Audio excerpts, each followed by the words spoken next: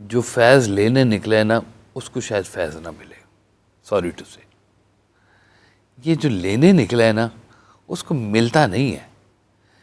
یہ تو وہ اپنے کو دکھ کا مداوع ڈھونڈنے نکلتے ہیں یہ لوگ.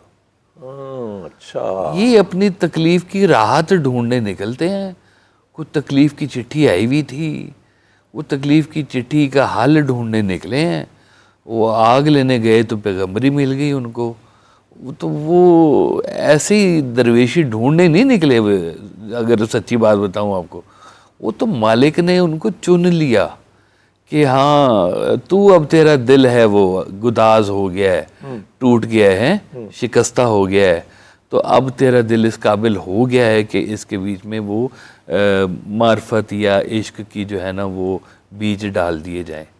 تو جو گھر سے یہ طے کر کے نکلا ہے نا, جیسے وہ کہانی سنائی کہ ایک مرید گیا پیر صاحب کے پاس, حضور اس میں اعظم عطا فرمائیے.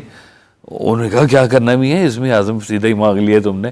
انہوں نے کہا جی سنا بڑے کام کی چیز ہوتی ہے اور بڑی دنیا جو ہے نا اس سے لوگوں کی مدد کرتی ہے. انہوں نے کہا اچھا میاں جاؤ ذرا جنگل تھوڑا سا گھوم پھر کے آؤ, تو شام کو بات کرتے ہیں.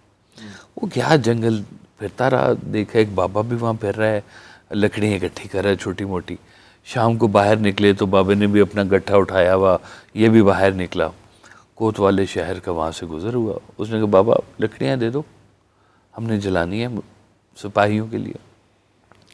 بابا جی نے کہا میں بیچنے کے لیے نکلا ہوں, آپ خرید لیں, میں گھر والوں کے لیے روٹی لے جاؤں گا. انہوں نے کہا تم فوج سے پیسے مانگتے ہو, مارو اس کو بابے کو. انہوں نے بابے کی کٹائی کی اور لکڑیاں بھی چھین لی, اور بابا بیچارہ اپنا کپڑا ایسے رکھا تو شہر کی طرف چل پڑا.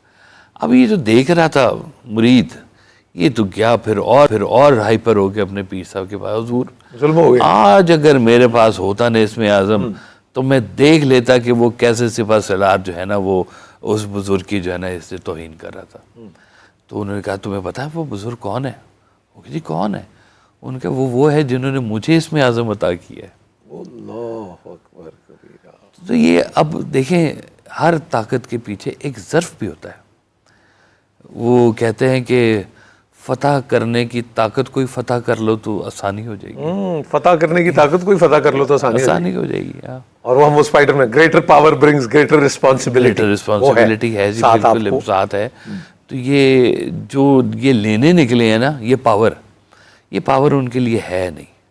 لیکن اب یہ جو طاقت کا اگر ایک سلسلہ ہے, یا آپ برسر پیکار اگر رہتے ہیں, اور وہ تخلیق کائنات سے ہی یہ سلسلہ کہ اگر انسان اور حق اور باطل یہ جنگ جاری چل رہی, اور وہ اگر وہ حزب اللہ اور وہ سارا وہ سب سلسلہ چلتا رہتا ہے, تو سب اپنے جس کو جو مانتا ہے وہ اس کی ڈیوٹی دیتا ہے. پھر اصل میں ہر طاقت کا باغی اس کا شیطان کہلاتا ہے.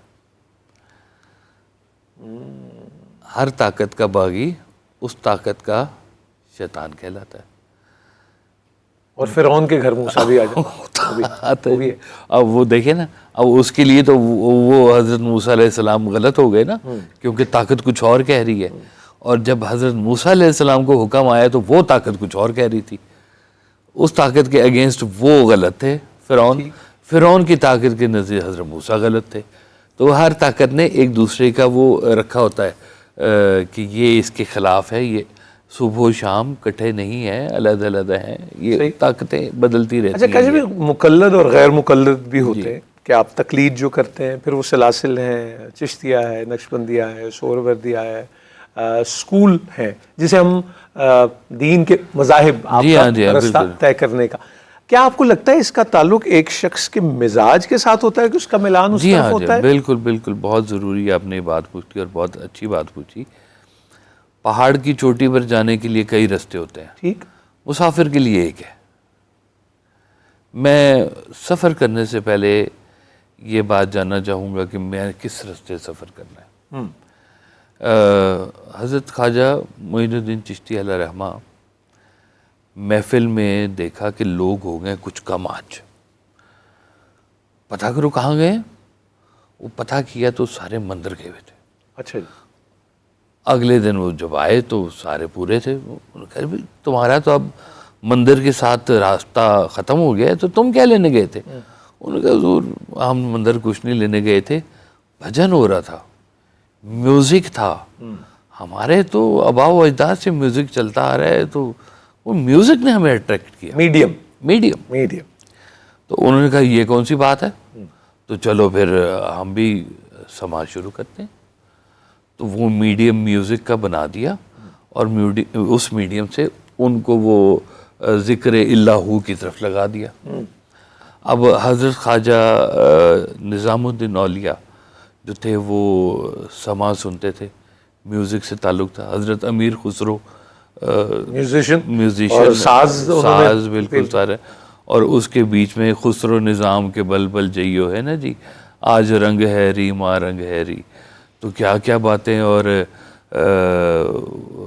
خود میر مجلس بود اندر لا مکان خسرو، محمد شم میں محفل بود شب جائے کہ من بود ہم، تو کیا کیا مقام اور کیا کیا باتیں. تو اب اس کے خلاف ایک اور جگہ تھی جنہوں نے کہا کہ قوالی ٹھیک نہیں ہے، یہ قوالی کال یہ ہم پسند نہیں کرتے، ہم سیدھے سیدھے ذکر کرنے والے ہیں. تو پھر انہوں نے کہا جی اچھا کون سا ذکر ہوتا ہے جی؟ ایک نے کہا ذکر خفی ہوتا ہے جو اپنے اندر چل رہا ہوتا ہے، اور ایک ذکر جلی ہوتا ہے، جلی ہے جو باواز بلند کہتے ہیں. اب یہ دو مزاج ہیں. تو وہ خفی والے نے جلی والے کو جا کے کہہ دیا وہ اتنی زور سے اللہ کو بلا رہے ہو، وہ کتنے گوات کیا جی، ایتے ہی اندر ہوتا ہے اللہ، نیڑے آواز مارو ذرا ہے. تو انہوں نے کہا نہیں بھائی ہم ضرب لگاتے ہیں، ہم یہ کرتے ہیں، ہمارا تو اس کے بغیر جو ہے نا کام نہیں پورا ہوتا. تو یہ اپنے اپنے مزاج کے ساتھ جوڑا اس لیے ہے کہ سب پہاڑ کی چوٹی کی طرف چلیں. ٹھیک.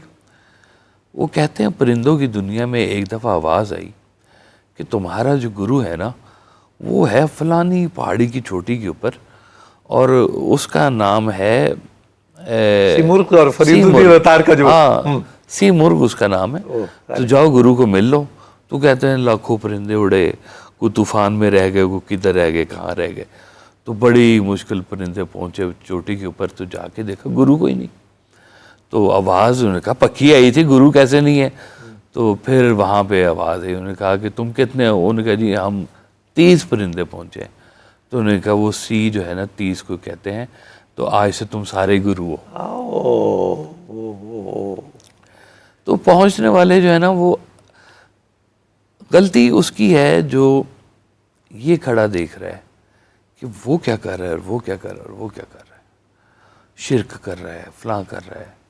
یعنی آپ کا دھیان اپنے سے ہٹ کے کہیں اور طرف چلا گیا. اب جو اور طرف دیکھ رہا ہے نا وہ اپنا سفر نہیں کر رہا.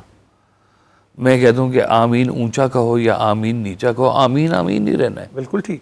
اور وہ انداز جس کا جیسے کا باندھ کے یا کھول کے وہ ہے اپنا رکھیں. بالکل ٹھیک. وہ میری یا آپ کی نماز تو ہے نہیں، نماز اللہ کی، اللہ جانے بندہ جانے.